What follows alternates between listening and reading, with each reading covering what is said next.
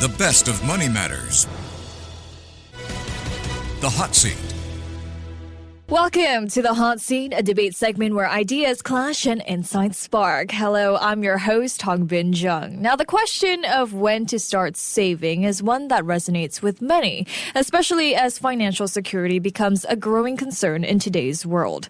For some, saving early is seen as the key to building wealth and ensuring a comfortable future. For others, it's about timing, ensuring you have the financial stability to save without sacrificing immediate needs or quality of life.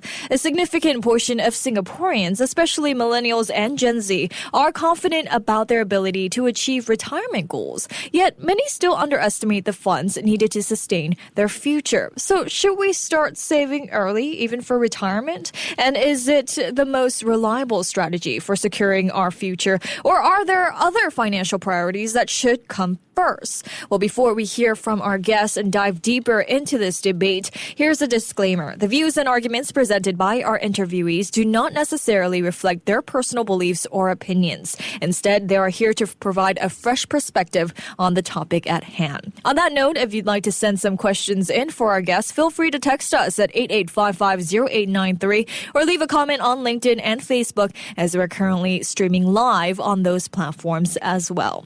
Now, without further ado, let me introduce our guests who will be sharing their perspectives on this pressing topic. Standing on the pro side, we have Raymond, who's the head of wealth management and preferred banking at CIMB Singapore. And on the other hand, against the idea of saving early, we have Michele Ferrario, who's a co-founder and CEO of StashAway. Welcome to the Hot Seat, gentlemen. Thank you. Thanks a lot. Thank you so much for joining me today. Okay, so according to the Etika Insurance Singapore Retirement Insights Report 2024, 25% of Singaporeans have yet to start retirement planning. Now, the main reasons cited are the prioritization of immediate financial needs, reliance on CPF savings, and insufficient savings. Now, this trend suggests that for many individuals, saving early feels like an unrealistic luxury compared to addressing pressing financial obligations in the present. So just to start our conversation here, Raymond, if many Singaporeans cite immediate financial priorities as a barrier to saving, how can they begin saving early without, compromising their current financial stability? Well, Hongbin, you highlighted CPF as one chief tool. And, CPF is great. It's very much a structured savings scheme for Singaporeans and PRs. But, it's always good to supplement that with our own personal savings to better meet our full retirement needs, right? And it is true that many Singaporeans would face, the challenge of balancing immediate priorities versus, the long-term savings goals. And these immediate priorities, could take the form of, daily living expenses, supporting family members, education, healthcare, etc.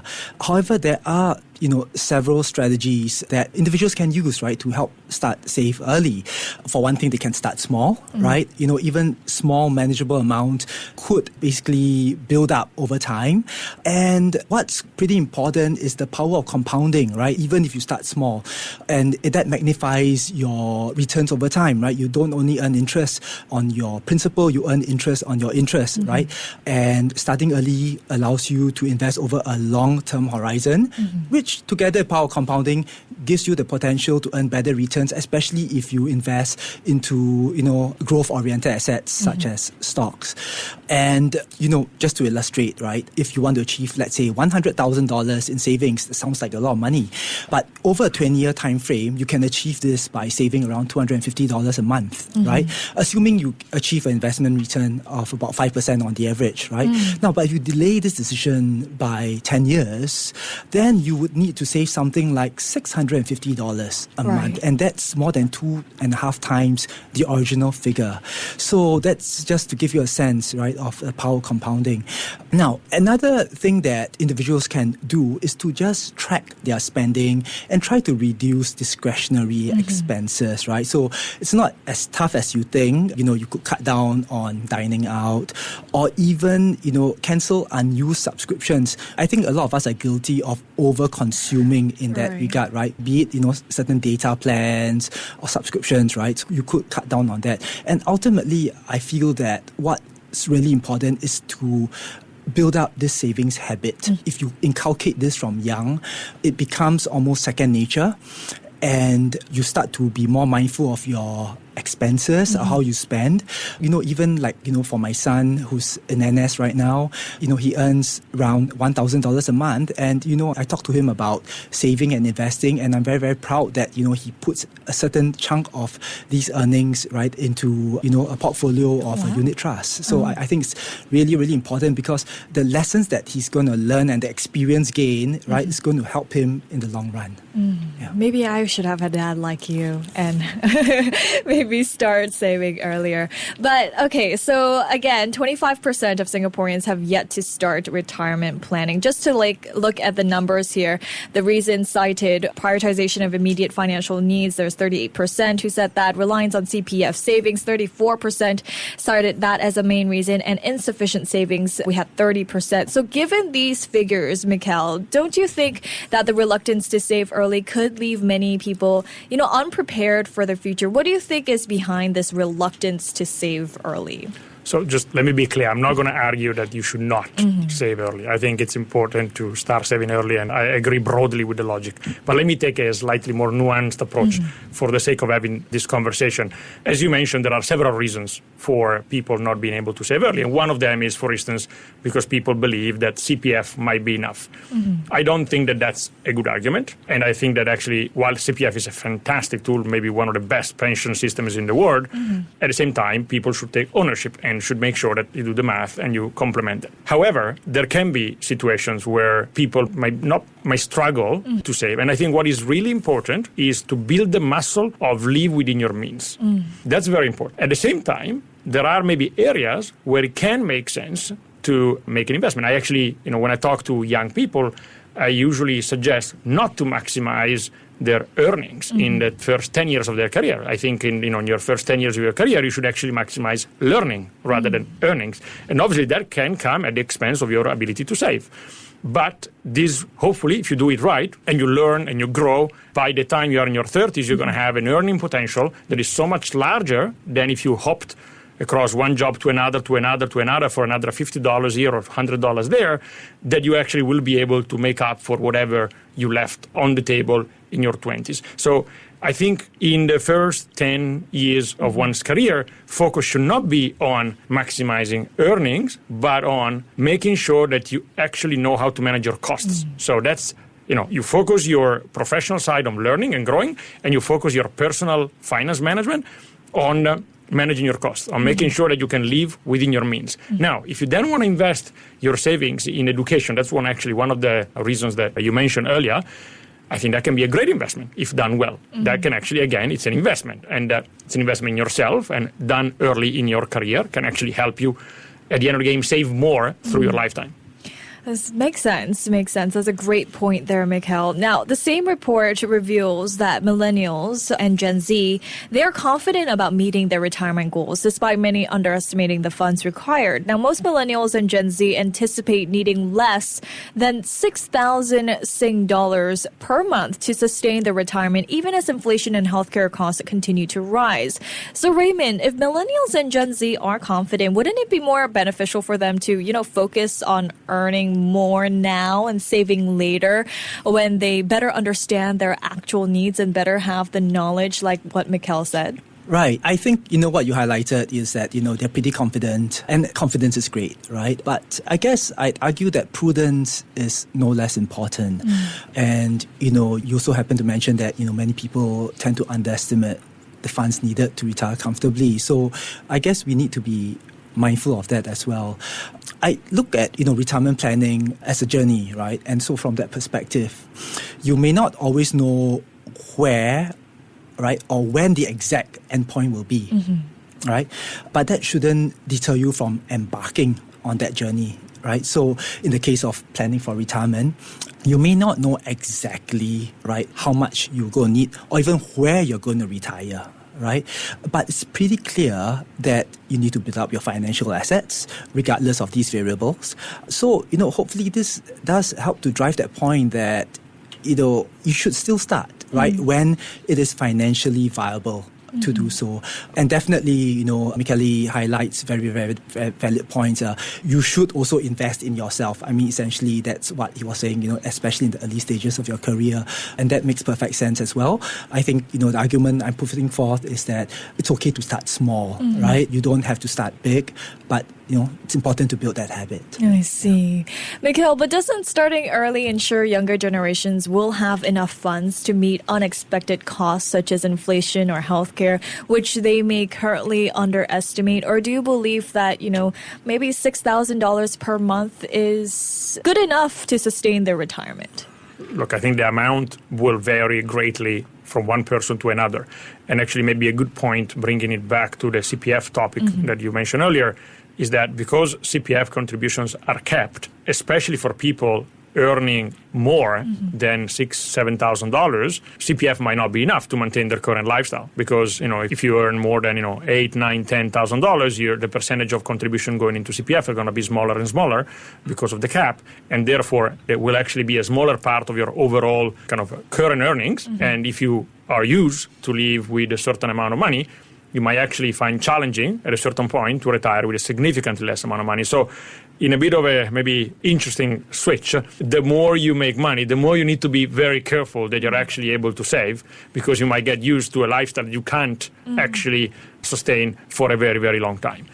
One thing that I think is extremely important, and I think this is actually one of the main issues for Singaporeans' management of their personal finances, a lot of people are too conservative in managing their savings. And so, saving is the first step, whether it happens in your 20s or 30s. The earlier, the better. But again, as we mentioned earlier, there might be many reasons why you start a bit later.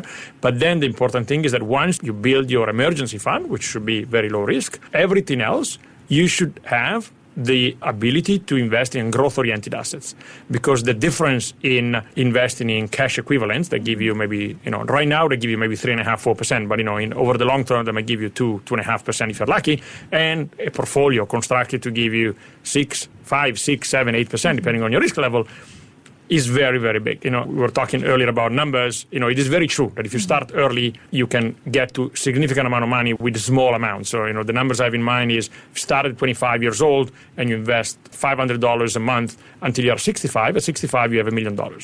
If you make 6% on those money. If you start 10 years later to achieve the same $1 million, you actually need double that. You need close to $1,000, okay? But that's if you invest. And if you actually make the 6% I mentioned over a very long period of time, we're talking about 30 or 40 years, right? If you actually don't invest and you end up making 2.5%, you end up with 1/3 of the money for the one starting at 25 years old, so $350,000, and half of the money for the one starting later with a bit more saving. So I guess the message here is saving, yes, if you can, start as early as possible, but then obviously, look at it with a more nuanced approach. The more you make, a bit counterintuitively, the more you need to think about it, and then make sure that your money is not just giving you, 3.5%, 2.5%. Right now it would be 3.5% for cash, good, well invested. It's not enough. You need to aim for much more for your long-term investment goals. I see. I mean, experts often emphasize the importance of compounding interest, where Raymond also highlighted earlier in this debate, where early savings grow exponentially over time. And by starting to save in one's 20s or early 30s, individuals can take full advantage of this financial principle. For example, a small, consistent contribution started early often results in significantly higher returns compared to larger contributions made later. However, this assumes a steady income and the ability to save without interruptions. Now, Michele, with compounding interest, isn't saving even a small amount early better so you can, take advantage of compounding opportunities? I mean, yes, obviously, the more you save, the earlier you save, the better it is. I mean, you're not going to get me to say the opposite of that. And compounding works, as we mentioned earlier, on, if you actually invest the money. If you leave it under the pillow, it's not going to compound. It's going to stay there and do nothing. So it's important not only to save.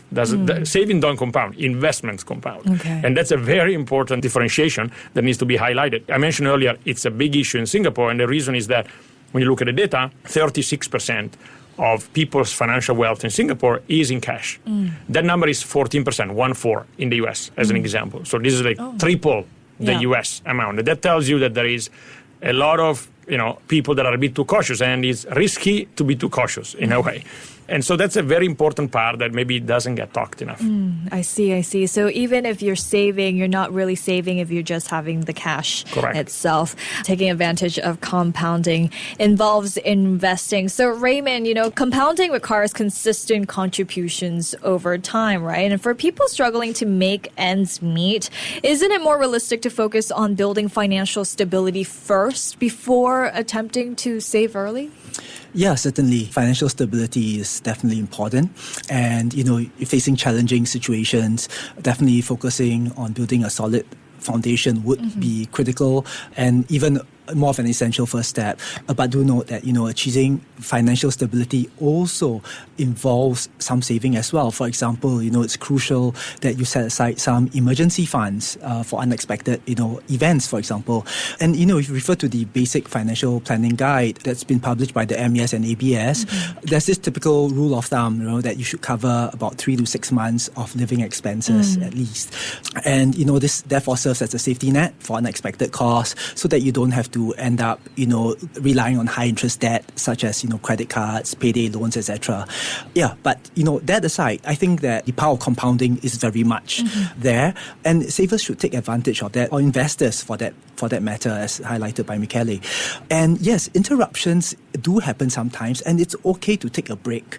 So it doesn't mean that, a temporary disruption can foil your savings plan altogether. I think that's perfectly fine, and it doesn't have to derail your long-term savings plan. I see. Well, the report I would like to highlight here is that millennials and Gen Z, they prefer conservative financial tools like savings accounts, CPF contributions once again, and fixed deposits to fund their retirement. 65% of millennials and 61% of Gen Z rely on savings accounts, which are often low yield. And while this cautious approach offers stability, it may not generate enough returns to, meet long-term goals, raising questions about whether early saving alone is sufficient without strategic investments. So, Raymond, doesn't the reliance on low-risk tools indicate that young people may not benefit from saving early if their investments don't grow significantly? Shouldn't the focus instead be on education about smarter financial strategies? So there's definitely truth to that. And the key is really to find the right balance between your low-risk, low-yielding investments versus riskier assets. And I do have to agree with Michele here on this point that, a lot of Singaporean consumers are they tend to, put an excess amount of their savings into very, very low-risk investments. And low-risk investments are good in that they offer, stability, but also very modest returns, right? And they don't offer the kind of growth that will allow you to accumulate a certain amount of wealth over time.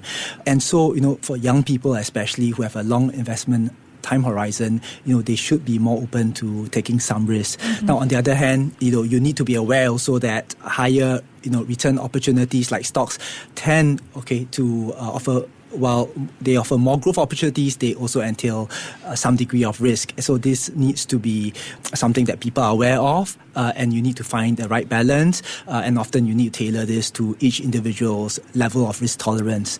And at the end of the day, probably a balance of both. And yes, education is going to be important in terms of learning about the financial tools available and the strategies that will help you to optimize your savings at a meaningful rate of return, right? Yes. And there are plenty of online resources available, right? People find out and pick up knowledge in this aspect. And at the end, a good investment portfolio would typically be diversified with both a mix of low yielding as well as higher yielding assets. I see. Yeah. Well, adding on to that, Michele, shouldn't younger Singaporeans then focus on saving early so that they can later transition into higher growth investments rather than relying solely on conservative tools? And is saving early alone sufficient without strategic investments? No, saving early, as mentioned earlier, putting your money under the pillow is definitely not enough. You need to do a strategic investment, as you called it.